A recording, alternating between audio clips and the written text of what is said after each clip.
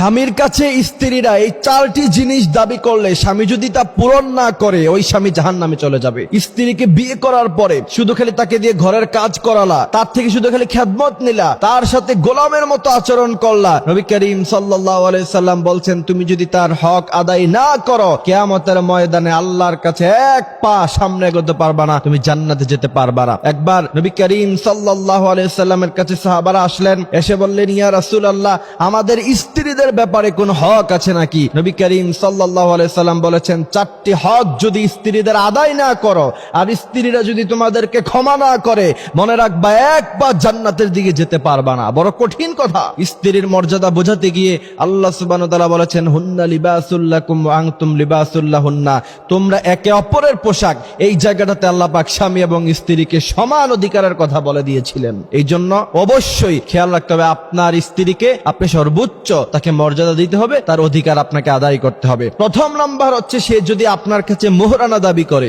অবশ্যই আপনাকে মোহরানা দিতে হবে। এবার আপনি বলবেন যে হুজুর যদি মোহরানা দেওয়ার মতো ক্ষমতা না থাকে, মোহরানা দেওয়ার মতো ক্ষমতা না থাকলে আপনি বিয়ে করছেন কেন? আপনাকে বিয়ে করতে কে বলেছে? আপনার স্ত্রী যদি আপনার কাছে মোহরানা দাবি করে অবশ্যই আপনি তাকে মোহরানা বুঝিয়ে দিতে হবে, আর না হলে আল্লাহর কাছে আপনাকে তার জন্য জবাবদিহিতা করতে হবে। এই জায়গাতে এসে আপনার কাছে যদি একান্তভাবে মোহরানা দেওয়ার মতো সক্ষমতা সেই সম্পদ যদি আপনার কাছে না থাকে তাহলে আপনি বেশি থেকে বেশি যেটা করতে পারেন অত্যন্ত বড় নম্র ভাষায় তার থেকে আপনি ক্ষমা চেয়ে নিতে পারেন। তবে কোন স্ত্রী যদি ক্ষমা না করে আপনি কিন্তু কোনোদিন ক্ষমা পাবেন না। এই জন্য তাকে ভালোবাসা দিয়ে আদর দিয়ে তার থেকে আপনি ক্ষমা চেয়ে নিতে পারেন। তবে আপনার যদি সামর্থ্য থাকে সম্পদ থাকে এরপরেও যদি আপনি তার কাছে ক্ষমা চাইতে যান তাহলে সে কিন্তু ক্ষমা না করলে কোনোভাবে আল্লাহর কাছে আপনি কোনোদিন পার পাবেন না। অবশ্যই আপনাকে মোহরানা আদায় করতে হবে। এরপরে নবী করিম সাল্লাল্লাহু আলাইহি ওয়াসাল্লাম বলেছেন দ্বিতীয় নাম্বার স্ত্রীর হক হলো তা যদি তোমরা আদায় না করো কিয়ামতের মাঠে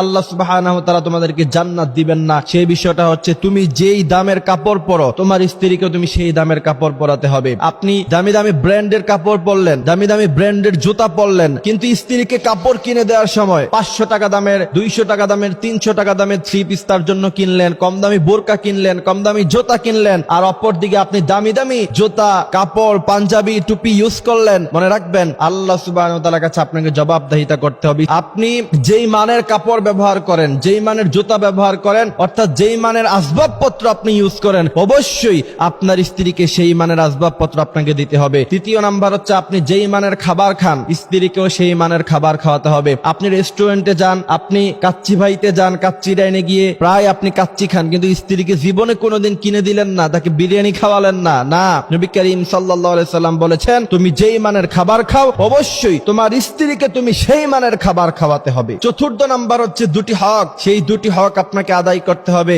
একটি হচ্ছে বর্জনীয় আর একটি হচ্ছে করণীয়। যেমন কখনো আপনি তাকে গালিগালাজ করতে পারবেন না। দ্বিতীয় নাম্বার হচ্ছে আপনি কখনো তার চেহারায় আঘাত করতে পারবেন না, তাকে আপনি সর্বোচ্চ সম্মান দিতে হবে, এটা হচ্ছে করণীয়। এই জন্য প্রিয় ভাইয়েরা আমার এইসব বিষয়গুলি আল্লাহ সুবহানাহু ওয়া তাআলা আমাদেরকে খেয়াল রাখার তৌফিক দান করুক। তার কারণ হলো আল্লাহ সুবহানাহু ওয়া তাআলা এই যে সিস্টেম স্বামী এবং স্ত্রী, এটা একটা সুন্দর একটা জীবন ব্যবস্থা। যেই সমস্ত জাতিগোষ্ঠীর লোকেরা বিয়েতে অভ্যস্ত না, দিন শেষে এদের বয়স যখন অনেক হয়ে যায় 40-50 হতাশায় ভুগে শেষ পর্যন্ত তারা আত্মহত্যা করে। যারা বিয়ে করে এরা যখন বৃদ্ধ হয়, ছেলে সন্তান হয় তাদের, তখন সম্পর্কটা সুন্দর হয়, তাদের জীবনটা বড় সুন্দর হয়। এই জন্য আল্লাহ সুবহানাহু ওয়া তাআলা বলেছেন ওয়াশিরুহুন্না বিল মা'রুফ, তুমি তোমার স্ত্রীদের সাথে সৎ আচরণ করো। সৎ আচরণ করার মানে হলো স্ত্রীকে গালি দেয়া যাবে না, বকাবকি করা যাবে না, তার গায়ে হাত তোলা যাবে না। যেই সমস্ত স্বামীরা স্ত্রীর গায়ে হাত তুলে নিজেকে বীর পুরুষ দাবি করতে চায় মনে রাখতে হবে এরা বীর পুরুষের সন্তান নয়, এরা সব কাপুরুষের সন্তান। কারণ নবী করিম সাল্লাল্লাহু আলাইহি সাল্লাম বলেছেন খায়রুকুম লিআহলি, তোমাদের